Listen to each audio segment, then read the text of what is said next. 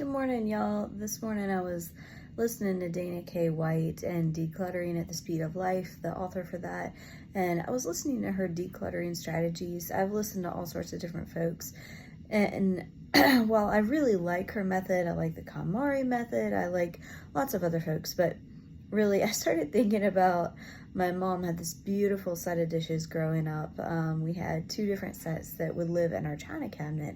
One of them was Christmas dishes. It was a Christmas print, very old-timey. My dad got them for my mom, and they were beautiful. And we also had an old antique set of china that we would use for holidays. And it's funny just thinking about how different families are, because I grew up, we would cook Thanksgiving meal or we would cook Christmas meal, and then we would transfer all of the food from the pots that we cooked it in, or whatever we cooked it in, pans, pots, all the things, and we would transfer it into those fancy dishes to serve. And then after we were done serving, we would transfer them out of the fancy dishes into Tupperwares or butter containers if you're from the South. And we would go ahead and refrigerate it that way. And then the next day, we would start the process over again. We would either reheat it in pots, sometimes we would reheat it in the butter containers, and sometimes we would put it back in the fancy dishes just to relive that day again.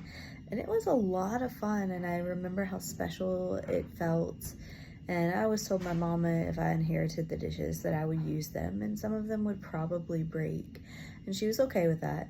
But ended up, one set went to my brother and his family, and the other set's still at my mama's house, which is fine. We have our own set of dishes now, but it's just so funny thinking about the things that we do that maybe aren't the most efficient, but are just for fun.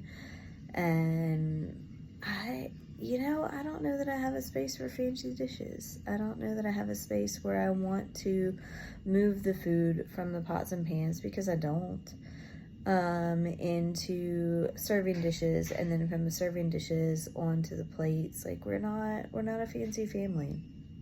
And I don't like creating work where there doesn't have to be work. Maybe there's a part of me that's lazy. I like to call it efficient.